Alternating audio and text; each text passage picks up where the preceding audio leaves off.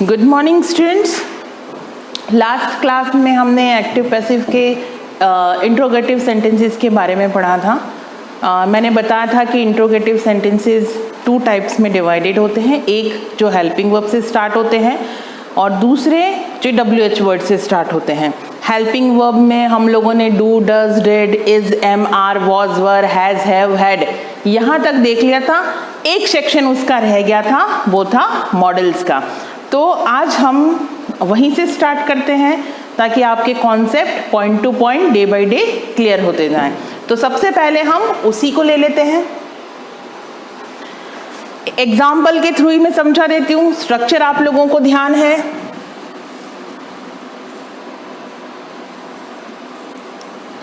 पहले हम देख लेते हैं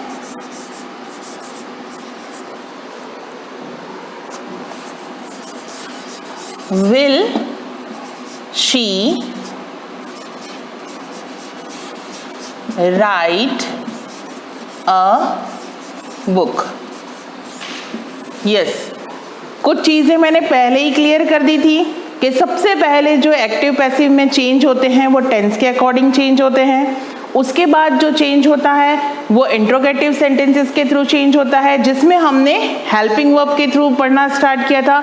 अब यहाँ पर चेंज कुछ भी नहीं है, चेंज सिर्फ इसी का आ रहा है कि ये वर्ड ऐड हो रहा है। भाई पहले जो हम नॉर्मल सेंटेंसेस पढ़ रहे थे जिनको हम पॉजिटिव सेंटेंस कहते हैं, ये विल यहाँ आता था वहीं पर, अब ये विल आगे आ गया तो ये क्वेश्चन बन गया।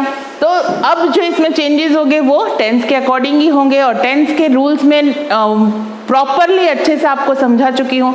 तो अब तक कुछ बच्चों के तो आंसर यहाँ पर लिख भी दिए होंगे उन लोगों ने, मैं इसका आंसर बता देती हूँ। सबसे पहले हम एज इट इज विल ही रखेंगे, फिर हमारा जो ऑब्जेक्ट होगा वो आएगा विल अ बुक। अब जब हम जब हमने टेंस के अकॉर्डिंग पढ़ा था तो मॉडल होता है तो हम क्या लगाते हैं, बी। तो अब क्या आएगा, बी, फिर वर्ब की third form,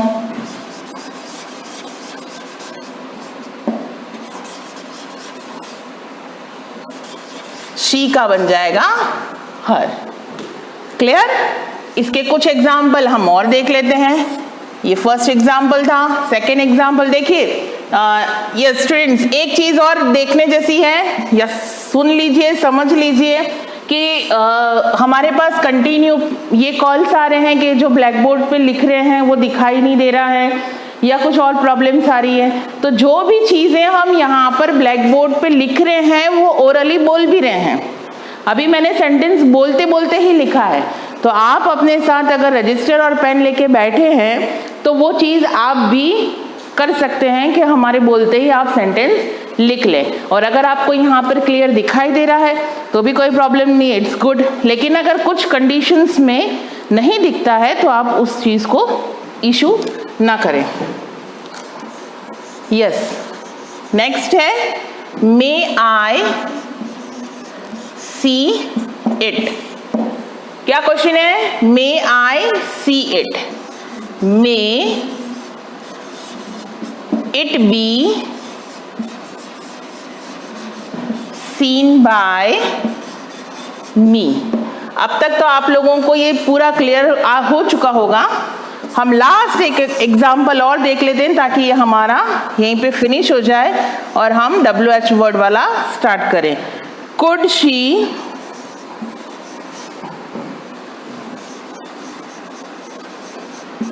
right a book?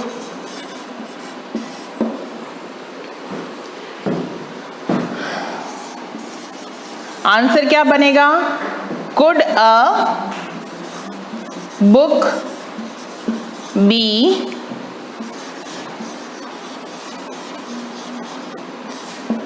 Return by her? Clear? तो यहाँ पर ये हेल्पिंग वर्ब वाले जो भी थे मैं एक बार स्क्रीन से बाहर आ जाती हूँ ताकि अगर आपको दिख भी रहा हो तो या तो आप इसको नोट डाउन कर लें या फिर इसका स्क्रीनशॉट ले लें। तो जो भी हमने अब तक हेल्पिंग वर्ब के पढ़े थे वो यहाँ पर फिनिश होते हैं, जिसमें हमने डू डज डिड पढ़ लिया, is am are was were has have had पढ़ लिया और अब हमने मॉडल्स भी आज क्लियर कर लिए। यस, अब नेक्स्ट जो हमारा है वो है WH वर्ड से रिलेटेड। अब WH वर्ड में कौन कौन से ऐसे वर्ड हैं जिनके WH वर्ड या WH family, when, where, why और how।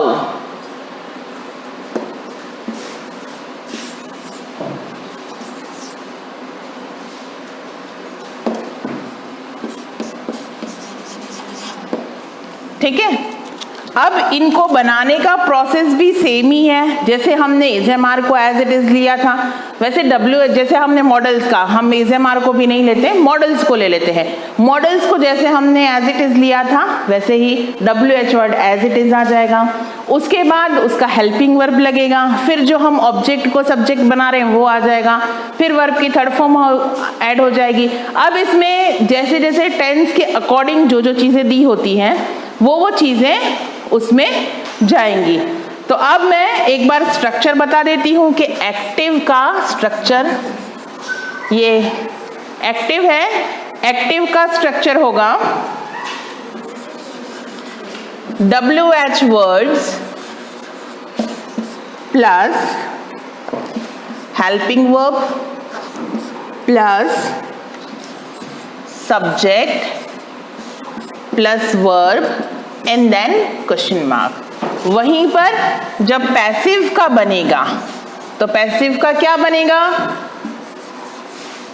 WH word plus helping verb plus object, वो जो हम एक्टिव के सेंटेंस से लेके आते हैं, प्लस वर्ब की third form rest of then question mark. तो इस तरह से ये हमारा स्ट्रक्चर है। इस स्ट्रक्चर की तरफ ध्यान देने की जरूरत नहीं, अगर आप प्रॉपरली एग्जाम्पल्स को देख रहे हैं, एग्जाम्पल फॉलो कर रहे हैं तो आपको प्रैक्टिकली वो चीज करने से ज्यादा समझ में आ जाएगी। स्ट्रक्चर के थ्रू इतना मे बी क्लियर नहीं हो। अब हम कुछ एग्जाम्पल्स देख लेते हैं इसका। Example number 1,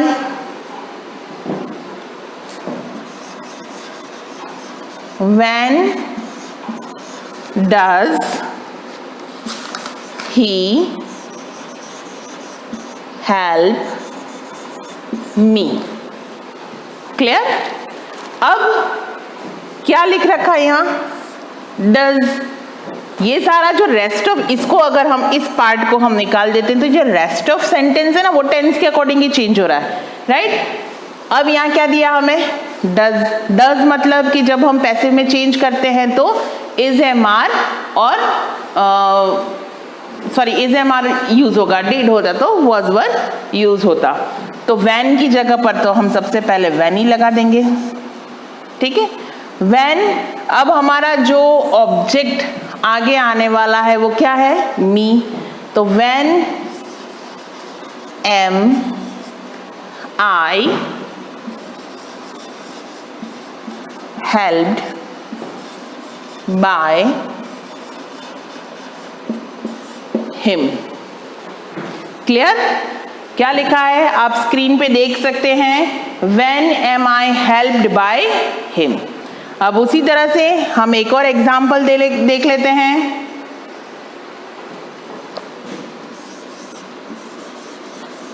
Why did you write a letter? Why did you write a letter? अब मैंने पहले बताया था यहाँ पे डज था तो हमने यहाँ इज एम आर का यूज किया। अब यहाँ पे डिड है तो एज यूजुअल वॉज वर का यूज होगा।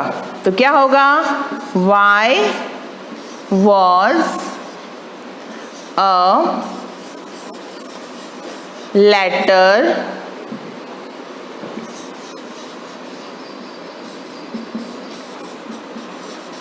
written by you। तो ये आपने 2 एग्जाम्पल्स के थ्रू समझा कि क्या है। आगे नेक्स्ट वीडियो में हम इसको और भी क्लियर करेंगे। आज हमने जो WH वाला वर्ड का फॉर्मेट पढ़ा है कि WH वर्ड हो तो किस तरह से हम टेंस के अकॉर्डिंग उसको चेंज करेंगे, इसको आप टू भी कंटिन्यू करेंगे हम इसको नेक्स्ट वीडियो में। तो 2 एग्जाम्पल्स आप नोट डाउन कर सकते हैं। मैं स्क्रीन से थोड़ी सी बाहर आ जाती हूँ ताकि आप इसका स्क्रीनशॉट ले लें। वैसे मैं हर सेंटेंस को बोल के बता रही हूँ, इसलिए आपको कोई प्रॉब्लम नहीं आनी चाहिए। ठीक है, नेक्स्ट वीडियो में हम फिर से इसी टॉपिक के साथ दोबारा मिलेंगे। Thank you.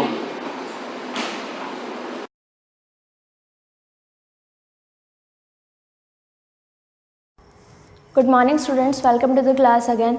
लास्ट जो क्लास थी हमारी उसमें हमने लगभग हमारा एक्सरसाइज 1.4 कंप्लीट कर दिया था। इसके बाद जो पोर्शन आपका आता है उसके अंदर जो मेन उससे रिलेटेड जो थियरी है वो मैं आपको समझा देती हूँ। यहाँ पर आपको क्या करना है, जो आपका एक्सरसाइज 1.5 रहेगा उसमें आपको क्या करना रहेगा, कोई भी नंबर आपको दे दिया जाएगा और कहेंगे कि नंबर लाइन पर उसको शो करो। लाइक आई एम सेइंग कि नंबर लाइन पर नंबर 4 शो करो।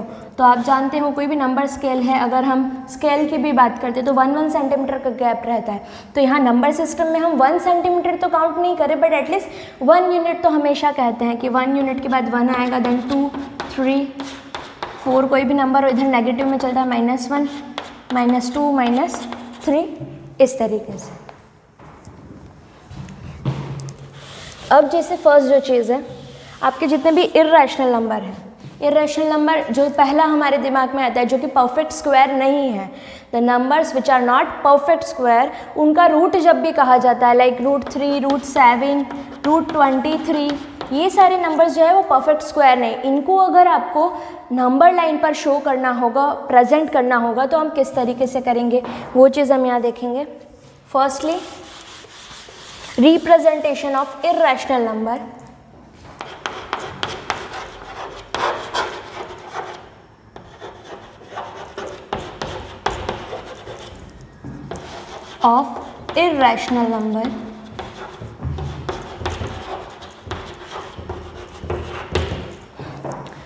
on a number line, on a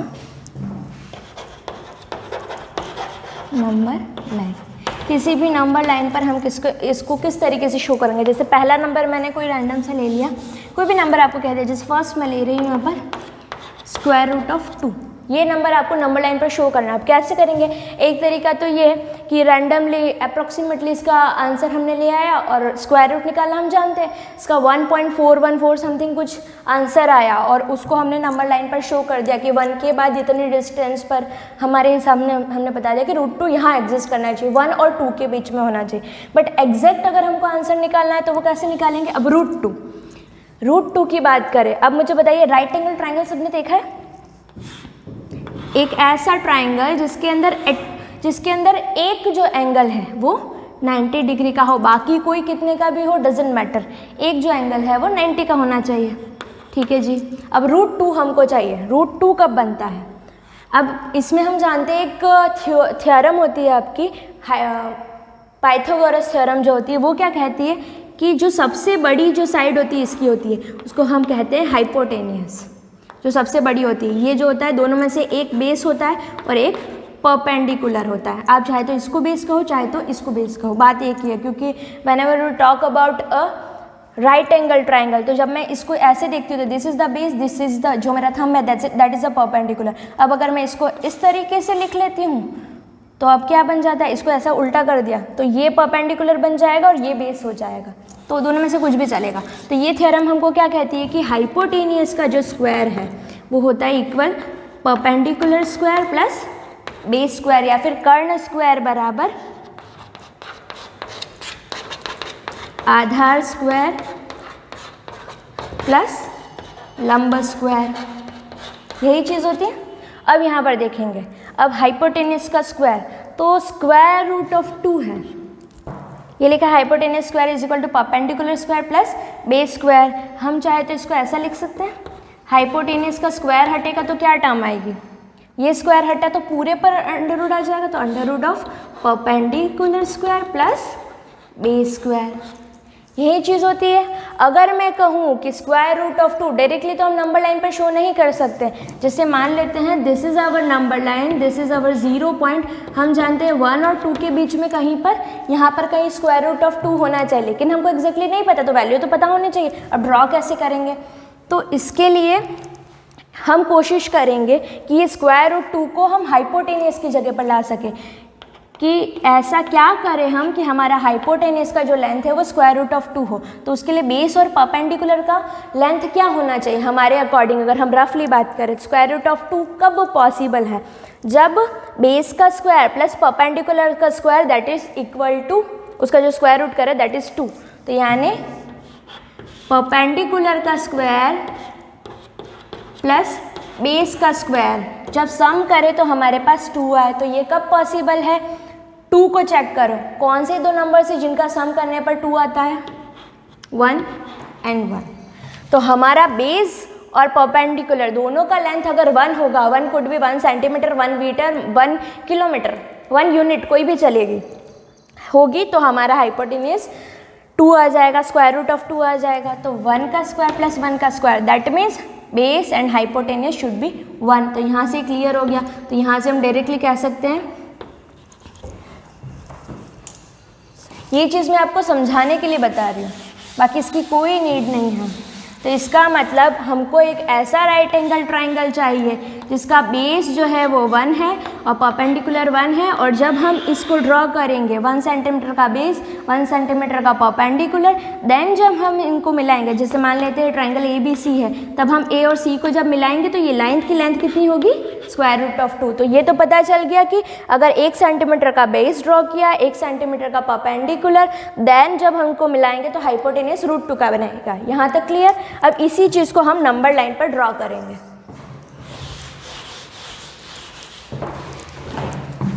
हम जब इसको देखते हैं 1 का स्क्वायर प्लस 1 का square 1 plus 1 √2 is equal to √2, मतलब सही जा रहे हैं हम। ये हमारा रफ का काम है, हमको बस ये अंदर वाला देखना है कौन से दो नंबर्स को ऐड करने पर हमारा 2 बन रहा है, फिर चेक करेंगे कि वो किसके स्क्वायर्स हैं एंड वो आगे का प्रोसीजर है। ठीक है, तो हमको पता चल गया बेस 1 और ये। अब इसको ड्रॉ करते हैं, कैसे करेंगे, this is your number line.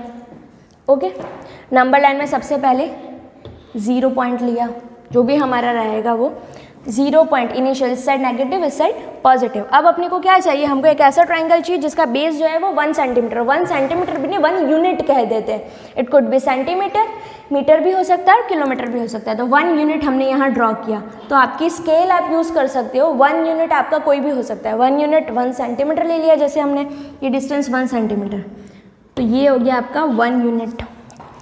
After this ये जो पूरा 1 यूनिट है, फिर उसके बाद में जैसे ये पॉइंट ले लिया A, अब इस A के ऊपर मैं एक परपेंडिकुलर ड्रॉ करूंगी, किस लेंथ का, A लेंथ का। तो चाहे तो आप फर्स्ट चेक करोगे 90 डिग्री यहाँ कहीं बन रहा होगा, ये 90 डिग्री बनाया, इस तरीके से बनाया कि ये जो लेंथ हमने ली दैट इज़ 1 यूनिट, जितना लेंथ ये लिया OA उतना ही ये लेंथ रहेगा OB। इसके बाद ये बेस हो गया, ये परपेंडिकुलर हो गया, दोनों को जब हमने मिलाया तो अब ये राइट एंगल ट्राइंगल बन गया, जिसका ये बेस है, ये परपेंडिकुलर, तो ये क्या होना चाहिए, हाइपोटेनियस, यानी कि ये कर्ण होना चाहिए। ये आधार है, ये लंब है, तो ये क्या बन गया, कर्ण, जिसको हम हाइपोटेनियस कहते हैं। तो इसकी लेंथ क्या होनी चाहिए आपके according, base square plus perpendicular square का root, that is your hypotenuse. तो अब हाइपोटेनियस है तो ये लेंथ आपके पास आ गया स्क्वायर रूट ऑफ 2। यहाँ तक क्लियर। लेकिन ये √2 की लेंथ तो हमने बना ली, लेकिन ये नंबर लाइन पर अभी तक शो नहीं हुआ, ये ऊपर है, इससे हमको इस नंबर लाइन पर बताना है कि यहाँ पर कहीं आपका √2 एग्जिस्ट करता है। तो इसके लिए हम क्या करेंगे, हम जानते हैं कि यहाँ से लेके यहाँ तक की लेंथ कितनी है, √2 है। तो हम क्या करेंगे, हमारा जो कंपास होता है, जो भी हमारा प्रकार होता है, उसकी नोक को यहाँ पर रखेंगे और जो दूसरा आपका पेंसिल या पेन जो भी है दूसरे को यहाँ रखेंगे। तो लेंथ कितना, उसको इतना ओपन करना है कि ये और ये लेंथ इक्वल आ जाए। यहाँ से इसको सेंटर मान करके इतनी लेंथ ले ली और फिर यहाँ से हम आर्क ड्रॉ करेंगे। समझ आया? इसको सेंटर लेना है कंपास से, सेंटर लिया, फिर इतनी लेंथ का √2 लेंथ का इतना खोल देंगे इसको, O से लेकर के B तक, OB लेंथ का, OB रेडियस का आर्क ड्रॉ करेंगे। तो OB रेडियस इसको ओपन किया, फिर यहाँ पर आर्क ड्रॉ किया। आर्क इस तरीके से ड्रॉ करने के यहाँ पर नंबर लाइन पर कट होना चाहिए, तो ये जहाँ पर भी कट करेगा वो पॉइंट होगा आपका √2। कहने का मतलब इस सेंटर से लगा करके यहाँ तक की जो लेंथ होगी आपकी वो क्या होगी, वो √2 होगी। कैसे? क्योंकि जब भी हम सर्कल ड्रॉ करते हैं, जब भी हम कोई आर्क ड्रॉ करते हैं, जैसे 3 सेंटीमीटर का आर्क ड्रॉ करना है तो इतनी लेंथ का 3 सेंटीमीटर का मैंने ले लिया मान लेते हैं, फिर मैं जब ये आर्क ड्रॉ करूँगी तो इस सेंटर से इस सर्कमफेरेंस की ईच पॉइंट का डिस्टेंस इक्वल होगा 3, 3, 3, कहीं पर भी ले लो। तो ये एक आर्क ड्रॉ किया मैंने √2 रेडियस लेते हुए, तो ये आर्क का जो सर्कमफेरेंस है वहाँ से सेंटर के बीच की जो डिस्टेंस है वो हमेशा सेम रहेगी, दैट इज़ योर रेडियस। तो ये पॉइंट आ गया आपके पास √2। तो ये जो डिस्टेंस है आपके पास √2 रहेगी, और नंबर लाइन पर ये नंबर कहाँ आया, 1 के बाद में √2 कहीं, और ये 2 तो आपका यहाँ कहीं होगा ही, उसके बाद कहीं। ओके, क्लियर है सबको? और जब भी नंबर लाइन आप बना रहे हो तो मेक श्योर कि इक्वल डिस्टेंस रहे, लाइक 0 से 1 के बीच का जो डिफरेंस है, जैसे ये डिस्टेंस आपने लिया है 2 सेंटीमीटर, तो यहाँ पर भी 2 सेंटीमीटर ही लोगे, ये लिया है 1 सेंटीमीटर तो यहाँ पर भी 1 सेंटीमीटर ही लोगे, इक्वल डिस्टेंस पे, जैसे स्केल में रहता है ना आपका, उसी तरीके से। इस तरीके से आप √2 को रियल नंबर पे रिप्रेजेंट करेंगे। आई होप आपको समझ में आ गया है। इसी तरीके से एक और एग्जांपल हम लेते हैं। कुल मिला के राइट एंगल ट्राइंगल बनाना है आपको, कैसे भी करके उसका यूज़ करके हम जो भी नंबर है उसको रिप्रेजेंट कर लेंगे। जैसे मैंने यहाँ पर लिया, मान लेते हैं √3, ठीक है, इसको मुझे रिप्रेजेंट करना है नंबर लाइन पर। तो सबसे पहले रफ में हम क्या करेंगे, एक राइट एंगल ट्राइंगल बनाएंगे, एक ऐसा राइट एंगल ट्राइंगल जिसका हाइपोटेनियस हमको क्या चाहिए, √3 चाहिए। क्यों? क्योंकि √3 को हम डायरेक्टली नहीं बता सकते कि this is our number line and this is our √3, नहीं, डायरेक्टली हम एग्जैक्ट वैल्यू नहीं बता सकते कि इसी पॉइंट पर √3 होगा। तो इसके लिए हमको हाइपोटेनियस में √3 तो हम ला सकते, बेस में लाना थोड़ा सा मुश्किल रहेगा, इसलिए √3 को क्या करेंगे, सबसे पहले चेक करो √3 आंसर कब आ सकता है, तो स्क्वायर रूट के अंदर जो नंबर बैठा है ना उसको चेक करो। 3 जो है आपका कितने मतलब उसको एडिशन में लिखना चाहूँ मैं तो किस तरीके से लिख सकती हूँ, 1 + 2 और 0 + 3। 0 का तो ऑप्शन ही नहीं है हमारे पास, 0 सेंटीमीटर कैसे ड्रॉ करोगे, तो फिर बेस ही नहीं बनेगा हमारा। तो 1 + 2, तो 1 चेक करो, हमको क्या चाहिए 1 + 2, तो क्या इसको स्क्वायर के फॉर्म में लिखा जा सकता है। 1 क्या है, 1 का स्क्वायर, 2 क्या है, 2 का स्क्वायर तो नहीं होता, 2 किसका स्क्वायर होता है, √2 का स्क्वायर, क्योंकि हम जानते हैं कि जब भी आपका स्क्वायर रूट और स्क्वायर दोनों एक साथ आते हैं तो दोनों चीज़ें एक साथ नहीं रह सकती, जब भी दोनों साथ में आया मतलब ये आपस में कैंसल आउट हो जाओगे। रीज़न ये कि जब भी हम कहते हैं स्क्वायर रूट, दैट मीन्स उस नंबर का होल पावर 1/2 कही जाती है। तो जब हम इसका स्क्वायर करेंगे यानी 1/2 का होल पावर 1/2 का स्क्वायर करेंगे तो क्या होगा, अंदर जो भी नंबर बैठा है, जैसे मैंने यहाँ x ले लिया, ठीक है, √x इसका होल स्क्वायर, √x को ऐसे लिख सकते हो, स्क्वायर रूट की जगह होल पावर 1/2, होल स्क्वायर है 1/2 की पावर 1/2, ये पावर है, फिर ब्रैकेट अगेन इसकी पावर। तो हम क्या करेंगे, जब भी ऐसा रहता है होल की पावर होल रहती है तो ये जो पावर्स होती है वो मल्टीप्लाई हो जाती है, तो 1/2 × 2, तो 2 से 2 1 टाइम कैंसिल हो गया, तो x की पावर कितना बचा 1, x की पावर 1 को x भी लिखा जा सकता है, चाहे x का हो या x की पावर 1। तो √2 का आंसर क्या, √2 का स्क्वायर क्या आया x, तो रूट और स्क्वायर जब भी एक साथ तो वो आपस में कैंसिल आउट हो जाते हैं और अंदर वाला जो आंसर रहता है वो बचता है, तो इसको हम √2 का स्क्वायर भी लिख सकते हैं। क्लियर, यहाँ से आंसर यही बनता है, और ये जो है वो आपका √3 का स्क्वायर। अब √3 चाहिए हमको, यानी कि दिस इज हाइपोटेनियस का स्क्वायर, यही होता है ना, हम जानते हैं hypotenuse square equal to base square plus perpendicular square, कर्ण स्क्वायर बराबर आधार स्क्वायर प्लस लंब स्क्वायर।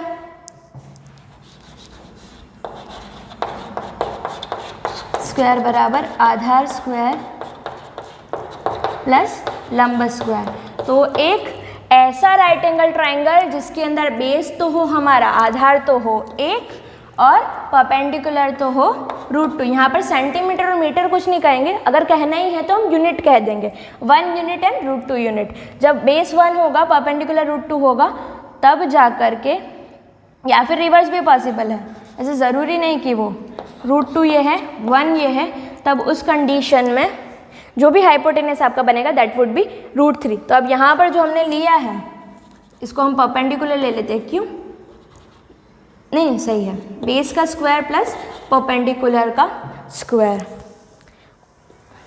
अब यहाँ पर क्या है, परपेंडिकुलर में बनाएंगे बात वही हो जाएगी, √2 बनाना मुश्किल हो जाएगा। तो बेस में तो √2 बनाना हम सीख चुके हैं, पहले वाले में सीखा था। तो अब हम यहाँ पे क्या कर रहे हैं, इसको बेस ले लिया और इसको परपेंडिकुलर ले लिया। ओके, अब इसको हम ड्रॉ करेंगे। तो ड्रॉ कैसे होगा ये देखते हैं। अंदर वाले नंबर को चेक करना है आपको कि किन दो नंबर्स का सम मिल करके ये आएगा 3। तो 1 + 2 आता है, 1 + 2 को स्क्वायर्स के फॉर्म में लिखेंगे, तो 1 का स्क्वायर और 2 को लिख सकते हैं √2 का स्क्वायर। तो एक साइड हो गई 1 और दूसरी साइड हो जाएगी √2। तो अब यहाँ पर बेस में हमने √2 ले लिया है और परपेंडिकुलर इज 1। तो अब नंबर लाइन पर इसको शो करना है, तो कैसे करेंगे, this is our number line. Number line आप स्केल्स का यूज़ करेंगे तो एग्जैक्ट आंसर आपके पास आएगा। तो ये ले लिया मैंने, ओरिजिन इसका जो 0 पॉइंट रहता है आपका 0, जहाँ से काउंटिंग स्टार्ट करते हैं। अब क्या चाहिए, √3 चाहिए, बेस हमको चाहिए √2। तो अब पहले हमने √2 बना चुका है, बट फिर भी स्टिल पहले हम √2 बना देंगे। √2 कैसे बनाएंगे, √2 का मतलब होता है 1 + 1, बेस 1 है, परपेंडिकुलर 1 है, देन जो हाइपोटेनस बनेगा दैट वुड बी √2। तो फर्स्टली हमने क्या, ये 1 यूनिट ले ली, तो ये पॉइंट हो गया 1, यहाँ से परपेंडिकुलर ड्रॉ किया, ये 1 यूनिट हो गई। फिर ये जो हमने ओरिजिन और इसको मिला दिया, उसके बाद ये जो बनेगा वो हमारा हो जाएगा, इसके बाद जो हमारा होगा 1 and 1, ये आंसर ये वाला होगा √2। इन दोनों को ओ बी को रेडियस मानते हुए यहाँ से ये कंपास ओपन होगा, बी पर जाएगा, इतनी रेडियस का हम आर्क ड्रॉ करेंगे। जिस पॉइंट पर कट करेगा, इस तरीके से आर्क ड्रॉ करेंगे, जिस पॉइंट पे कट करेगा दैट वुड बी √2। तो यहाँ O से लेकर के OC लेंथ आ गया आपके पास √2। अब इस तरीके से ये तो आ गया √2, हमको लेंथ चाहिए थी √2, ठीक है, काम बन गया, OC लेंथ आ गया। अब हमको यहाँ पर एक परपेंडिकुलर ड्रॉ करना है, परपेंडिकुलर का लेंथ कितना होना चाहिए 1, तो इसके इक्वल ही आ जाएगा 1, ये लेंथ आ गई 1। अब हाइपोटेनस जो होगा उसका आंसर हमारा √3 होगा। तो इस पॉइंट को जो भी आया C, इसको ले लिया हमने, P ले लिया, इसको और ये सेंटर O को मिला दिया, तो ये जो आपका OP बन करके आया, this thing that is your √3। तो योर OP जो बना दैट इज़ √3। अब इस OP को रेडियस मानते हुए टेक OP एज रेडियस, यहाँ पर आर्क ड्रॉ करेंगे तो जहाँ पर भी कट करेगा दैट इज़ योर √3। क्यों, क्योंकि एक सर्कल है, सर्कल का सेंटर और सर्क्यूमफेरेंस को मिलाने वाली लाइन हर रेडियस होती है आपकी, ये रेडियस, इस सर्कल का रेडियस √3 है, तो ये भी तो रेडियस हो गया OQ। तो take OP as radius √3 and draw an arc.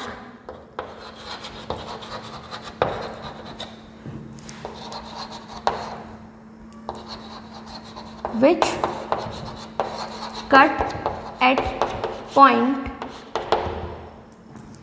Q on number line. Therefore, your OQ is equal to OP is equal to √3। तो ये जो नंबर आया दैट इज़ योर √3। इसी तरीके से और भी नंबर्स हम ला सकते हैं, जैसे √5 है, इसको आपको नंबर लाइन पर ड्रॉ करना है, तो चेक करो 5 जो है वो कैसे आ सकता है, 5 इज इक्वल टू होता है 1 + 4। तो बेस में आप चाहो उसको परपेंडिकुलर, चाहो उसको बेस बना सकते हैं। तो बेस में तो 1 चाहिए और यहाँ पर क्या चाहिए हमको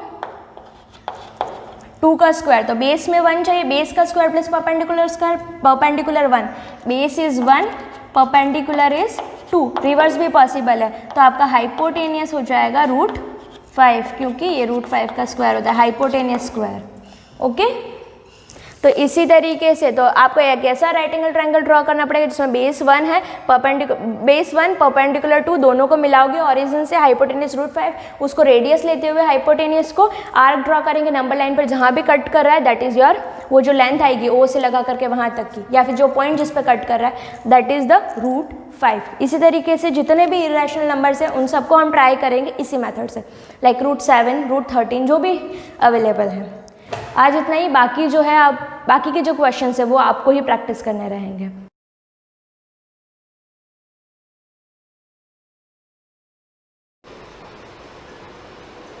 गुड मॉर्निंग स्टूडेंट्स, हम लेसन 2 पढ़ रहे थे पॉलिटिकल साइंस के अंदर कॉन्स्टिट्यूशनल डिज़ाइन। उसमें अपन ने फर्स्ट जो पढ़ा था कि हमें कॉन्स्टिट्यूशन की आवश्यकता क्यों होती है, why do we need constitution, उसके बारे में मैंने आपको बता दिया था। और इसमें मैंने आपको एक आपकी बुक में अच्छा सा एग्जाम्पल दे रखा था साउथ अफ्रीका का, जिसमें रेशियल डिस्क्रिमिनेशन के बारे में बता रखा था कि किस प्रकार से लोग रंग के आधार पर भेदभाव करते हैं, वो अपन ने समझ लिया था। अब सेकंड पॉइंट आता है इसमें, how are the constitution drawn up, हमारा कॉन्स्टिट्यूशन बना कैसे, इसके बारे में आप क्लास 8th में पढ़ चुके हो, फिर भी कुछ नया इसमें ऐड किया गया है, उसको हम देख लेते हैं। इसमें बहुत सारे क्वेश्चंस बनते हैं छोटे छोटे कि कॉन्स्टिट्यूशन कब बना, बनने में उसको कितना समय लगा है, कितने लोगों ने मिलकर बनाया, कौन इसका हेड ऑफ डिपार्टमेंट था, ये सारी चीज़ें इस पैराग्राफ के अंदर आपकी क्लियर हो जाएगी। देखो फर्स्ट क्या दे रखा है, making a constitution is not an easy task. सबसे फर्स्ट लाइन ये आती है, कॉन्स्टिट्यूशन बनाना कोई आसान काम नहीं था, कॉन्स्टिट्यूशन बनाना कोई आसान काम नहीं था। And it becomes still more complicated when we study with reference to India. क्या दे रखा है, and it become still more complicated, complicated का मीन्स क्या होता है, बहुत जटिल काम होना। When we study it with reference to India, जब हम इसको भारत के संदर्भ में पढ़ते हैं तो हमको ये पता चलता है कि कॉन्स्टिट्यूशन बनाना कोई आसान काम नहीं था, ये एक बहुत जटिल काम था। How the constitution of India was drawn to understand the process of making a constitution. अब अपना कॉन्स्टिट्यूशन कैसे बना, इसकी पूरी प्रक्रिया को हम समझेंगे। आप लोग अपने पिक्चर्स में देख सकते हो, कुछ लोग इसके ऊपर सिग्नेचर कर रहे हैं। ये देखो कॉन्स्टिट्यूशन की यहाँ पर एक पिक दे रखी है, कितना बड़ा कॉन्स्टिट्यूशन है, और अब तो इसमें बहुत सारे अमेंडमेंट हो गए, तो अब कॉन्स्टिट्यूशन और कितना बड़ा हो गया होगा। ये अपने डॉक्टर भीमराव अम्बेडकर, जिनको फादर्स ऑफ कॉन्स्टिट्यूशन या संविधान के पितामह भी कहा जाता है। अब इसके अंदर पढ़ते continue. The drafting of the constitution was done by an assembly of elected representative called the Constitution Assembly. क्या दे रखा है, The drafting of the constitution was done by an assembly. एक असेंबली, असेंबली का मतलब होता है सभा, किसका, इलेक्टेड रिप्रेजेंटेटिव, यानी कि कुछ चयनित प्रतिनिधियों की एक सभा बनी थी, जिसको हमने क्या नाम दिया था, कॉन्स्टिट्यूट असेंबली। इट मीन्स संविधान सभा, या दे रखा है इलेक्टेड रिप्रेजेंटेटिव, कुछ चुने हुए लोगों की एक सभा बनी थी, जिसको हमने क्या नाम दिया था, कॉन्स्टिट्यूट असेंबली, संविधान सभा। Election were held in July 1946 to choose the members for the constitute assembly. कब हुए थे इलेक्शन, 1946, किसके लिए, कॉन्स्टिट्यूट असेंबली के अंदर कौन कौन मेंबर होंगे, किस रीजन के मेंबर होंगे, इस बेस के लिए इलेक्शन हुए थे। In first meeting was organized in December 1946। आपने इसकी डेट भी पढ़ रखी थी 8th क्लास में कि कॉन्स्टिट्यूशन की जो फर्स्ट मीटिंग हुई थी वो कब ऑर्गेनाइज हुई थी, यानी कि फर्स्ट मीटिंग इसकी कब आयोजित हुई थी, तो 9 दिसंबर 1946। यहाँ पर आपकी डेट नहीं दे रखी है, अगर आपको लिखना हो तो 9 दिसंबर कर देना इसको, 9 दिसंबर 1946। Later the country was partitioned into India and Pakistan. उसके बाद क्या हुआ, हमारा देश 2 पार्ट में डिवाइड हो गया था, इंडिया और Pakistan. The Constituent Assembly was also divided for India and that of Pakistan.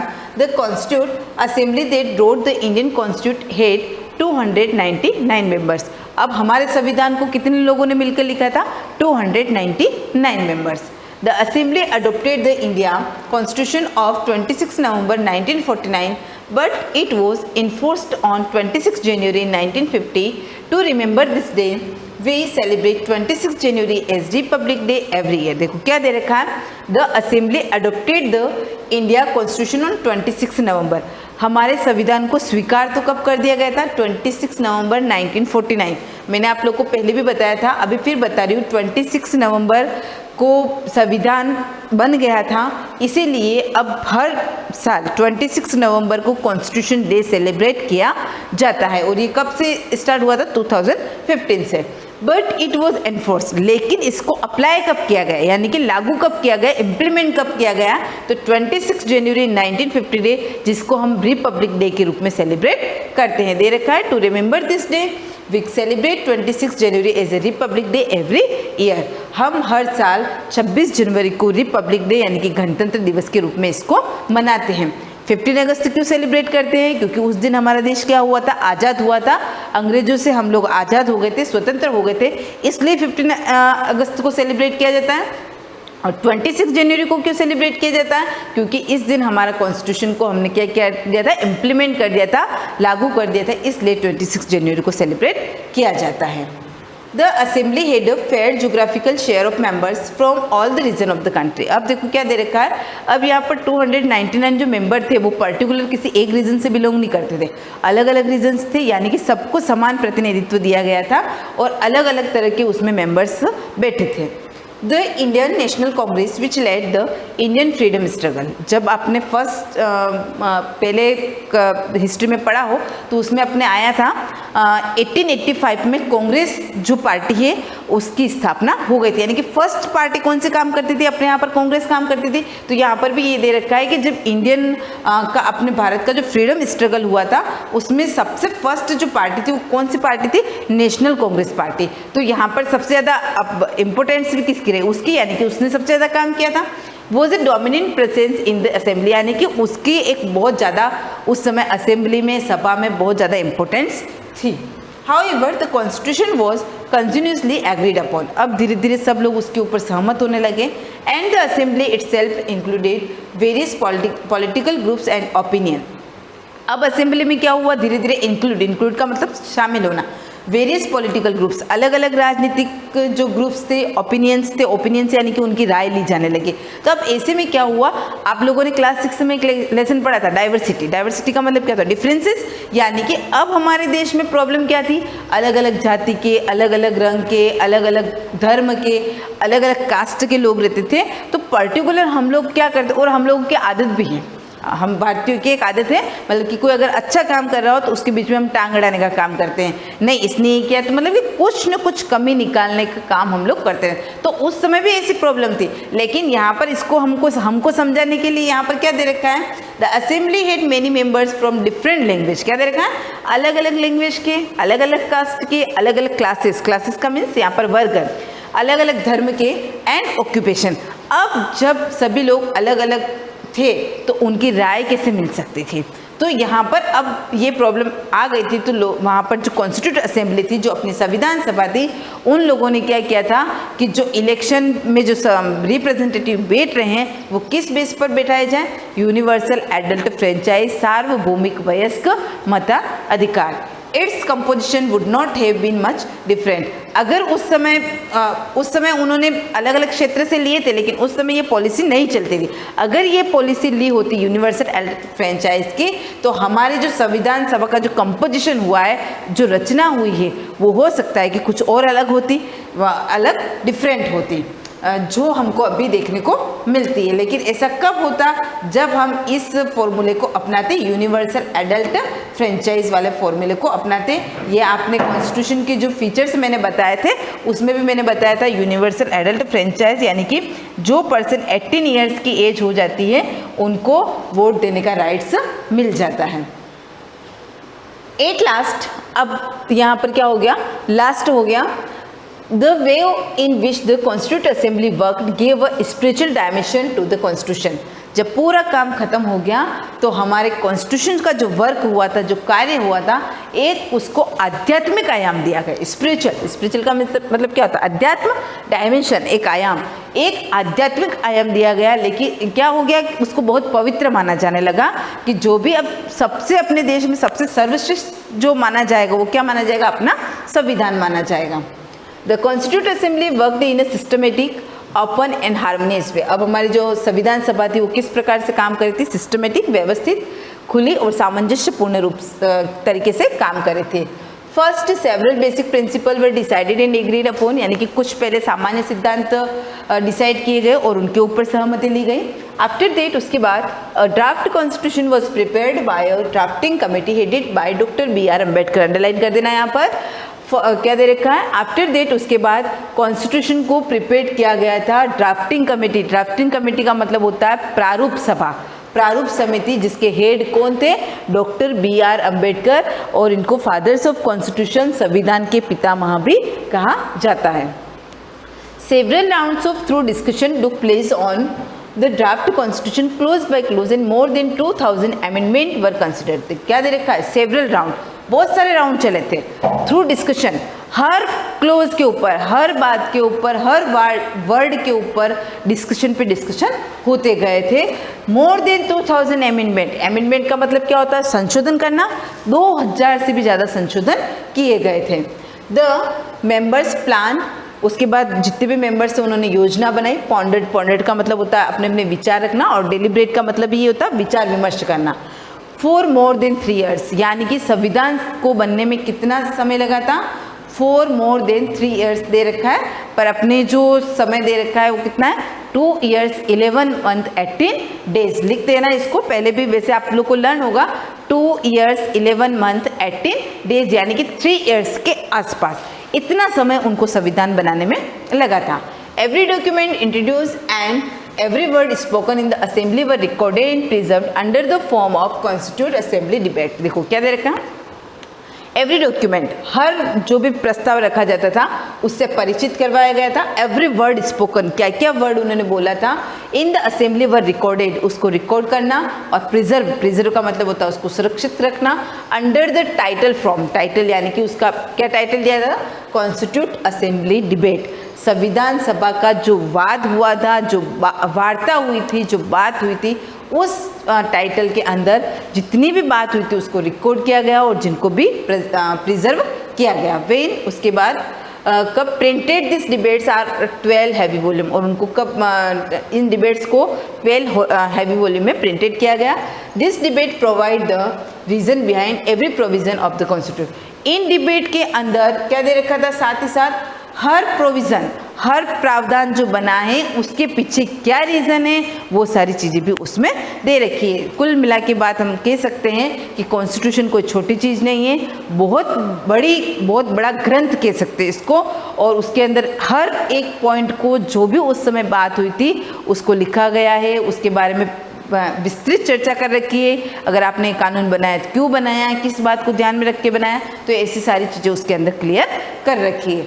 अब अपना थर्ड पॉइंट आता है, who designs them and what why, किसने डिज़ाइन किया था और क्यों किया था। ये जो टॉपिक है ये बहुत ईजी है, आप घर पे भी इसको खाली रीड करना है। वैसे मैं पढ़ा दूंगी पर एक बार रीड कर लेना। कुछ पर्सन्स के नेम दे रखे, किस किसने संविधान सभा बनाने में अपनी हेल्प की थी। इसके आगे अपन नेक्स्ट वीडियो में कंटिन्यू करेंगे। Thank you.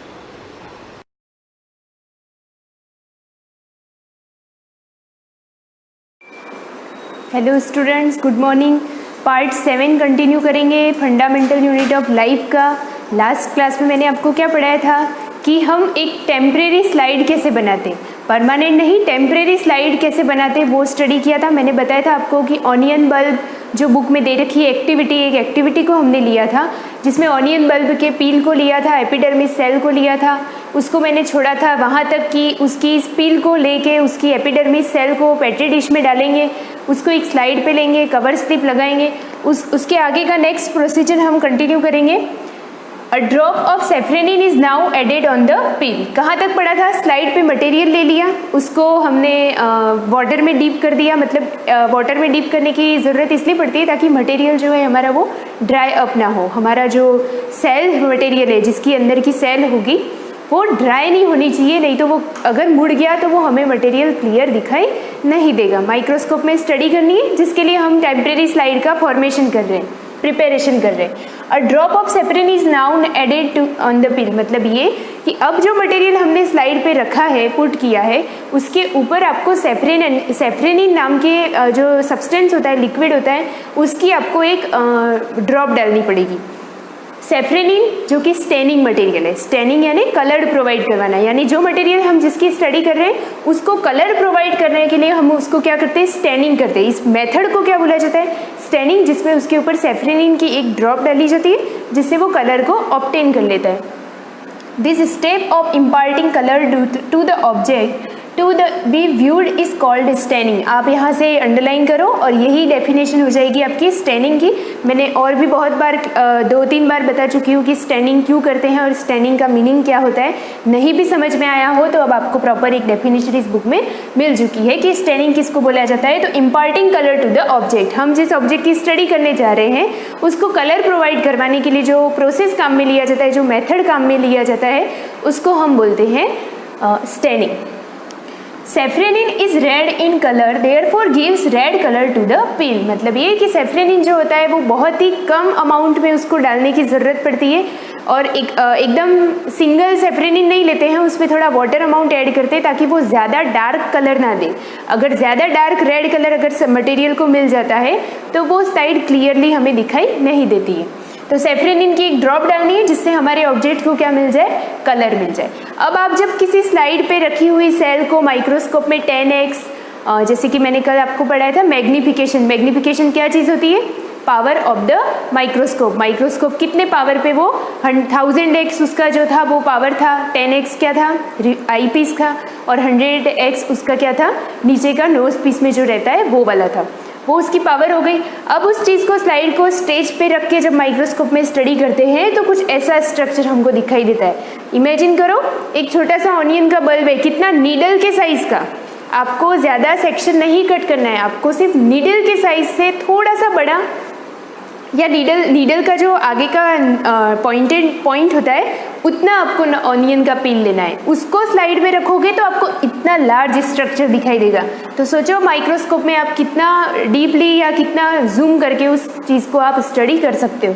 तो आपको उतने से ऑनियन पील में से इतना बड़ा स्ट्रक्चर दिखेगा और इतने बड़े स्ट्रक्चर में हर किसी चीज़ का अलग अलग नाम होता है। 1 2 3 ये सब क्या है, ये सेल्स है, ग्रुप ऑफ सेल बन गया है ना, ये सारी सेल्स है। ये क्या है, सेल के ऊपर की जो आउटर लेयर जो बनी हुई है इसको बोलेंगे सेल वॉल। सेल के ऊपर वाली बाहर लेयर जो बनेगी वो कहलाएगी सेल वॉल। उसके अंदर ये जो डॉट डॉट बीच में दे रखे जो सेंटर में होते हैं बीचों बीच, उसको बोलते हैं न्यूक्लियस। उसके बाद है यहाँ पे कि सेल के बीच में जो लिक्विड पोर्शन होगा वाटर जैसा। अब जब आप ये स्लाइड माइक्रोस्कोप में देखोगे तो आपको दिखाई देगा कि माइक्रोस्कोप में इसके अंदर कुछ लिक्विड पोर्शन मूव करता हुआ दिखाई देगा। मूव करेगा दैट मीन्स वो क्या है, लिक्विड है। तो इसको बोलते हैं साइटोप्लाज्म यानी सेल लिक्विड, सेल के अंदर का लिक्विड होगा, ठीक है, जो इन सेल के अंदर भरा हुआ रहेगा। और वैक्यूल का मीनिंग होता है खाली पोर्शन, सेल के बीच में जो खाली स्पेस होता है उसको बोला जाता है वैक्यूल। ये सेल्स के पार्ट है, सेल ऑर्गेनेल के। किसी भी सेल को स्टडी करते हैं तो ये चीज़ें हमको दिखाई देती हैं। यहाँ पे क्या लिखा है, structure showing cells of an onion peel. Onion peel का स्ट्रक्चर अगर माइक्रोस्कोप में देखेंगे, ये स्ट्रक्चर आपको कहाँ दिखाई दे रहा है, माइक्रोस्कोप में। ये excess stain is removed by wiping it off by a blotting paper. हो सकता है अगर आप स्लाइड को माइक्रोस्कोप में रख के देखोगे तो आपको लगेगा कि कलर बहुत ज़्यादा दिख रहा है। तो ऐसी कंडीशन में हमें दूसरा मटेरियल लेने की ज़रूरत नहीं है। हम क्या कर सकते हैं, एक ब्लॉटिंग पेपर जो मटेरियल रिक्वायर्ड में कल मैंने आपको बताया था, उस ब्लॉटिंग पेपर की हेल्प से आपको उसको थोड़ा सा वाइपिंग करना है, जिससे वो ब्लॉटिंग पेपर क्या काम करता है, एब्जॉर्बेंट का, तो वो एब्जॉर्ब कर लेगा एक्स्ट्रा सेफ्रेनिन या एक्स्ट्रा कलर को, वो थोड़ा सा एब्जॉर्ब कर लेगा। The next step is known as mounting. यहाँ तक हो गया, कलर प्रोवाइड करवा दिया। अब माइक्रोस्कोप में हमें दिख रहा है, देखने के बाद ये जो माउंटिंग वाली प्रोसेस होती है ना, ये पहले नहीं करते। हो सकता है आपने सेक्शन बराबर नहीं कट किया और आपने उसको डायरेक्ट माउंट कर दिया, तो कोई सेंस नहीं रहेगा, वो स्लाइड बेकार होगी, फालतू होगी। आपको तभी माउंट करना है जब आपको लगे कि इस मटेरियल में प्रॉपर सारी सेल्स दिख रही है, ये सेल डैमेज नहीं दिख रही है, सारी सेल जब दिख रही हो उसी स्लाइड को आपको माउंटिंग करना है। माउंटिंग का मतलब होता है in this step a clean cover slip is neatly placed over stand pill with the help of a needle. बताया था उस दिन भी, नीडल की हेल्प से एक छोटी सी कवर स्लिप को देना है। उस कवर स्लिप को उस मटेरियल जो सेक्शन हमने काटा है उसको स्लाइड के ऊपर उस कवर स्लिप को नीडल की हेल्प से रखना है। मतलब ये कि नीडल का पॉइंट रखना है कवर स्लिप के अंदर और उसको धीरे धीरे छोड़ के ऐसे कवर स्लिप को उस मटेरियल के ऊपर रख देना है। Care must be taken during this procedure to avoid entry of air bubble between the glass slide and cover slip. जिस ग्लास स्लाइड पे मटेरियल रखा है और इसके ऊपर हमने कवर स्लिप को रखा है, तो हमें ये चीज़ ध्यान रखनी है कि हम कवर स्लिप को पुट कर रहे हैं तब इसके अंदर एयर बबल्स नहीं बनना चाहिए, नहीं तो आपकी स्लाइड में यहाँ बड़े बड़े आपको बबल्स ही दिखाई देंगे। हर चीज़ बड़ी दिखती है माइक्रोस्कोप में, तो एक छोटा सा बबल जो आपको दिख भी नहीं रहा है वो बबल्स भी आपको इसके सामने आ जाएगा और पीछे वाली सेल आपको दिखाई नहीं देगी। इसलिए यहाँ लिखा है care must be taken. Glass slide and cover slip. The prepared slide is observed first under low power and then is high power. मतलब ये कि पहले इस स्लाइड को आप लो पावर में देखो, जैसे ही आपको लगता है कि और अच्छे से देखना है तो उसको हाई पावर पे देखो। ये आपको आप खुद एडजस्ट कर सकते हो, आपको कोई रटनी नहीं है ये चीज़। आपको आप जब माइक्रोस्कोप पे खड़े रहते हो तो आपको समझ में आ जाता है कि लो पावर पे मुझे क्लियर दिख रहा है, या फिर कभी कभी स्लाइड का सेक्शन बहुत अच्छा कटा हो तो लो पावर पे भी अच्छा दिख जाता है, हाई पावर पे जाने की ज़रूरत भी नहीं पड़ती। तो आपको वो जो एडजस्टमेंट होता है, फाइन एडजस्टमेंट और कोर्स एडजस्टमेंट, जो हमने माइक्रोस्कोप के पार्ट्स में स्टडी किया था, उस हिसाब से आपको इसे एडजस्ट करके आप अपने आप से देख सकते हो कि स्लाइड कैसी बनेगी। Observation and conclusion, that means इस पूरी एक्टिविटी को जो हमने किया उसका रिजल्ट तो हो गई, रिजल्ट के बेस पे ही हम निकालते हैं कि क्या बोल रहे हैं।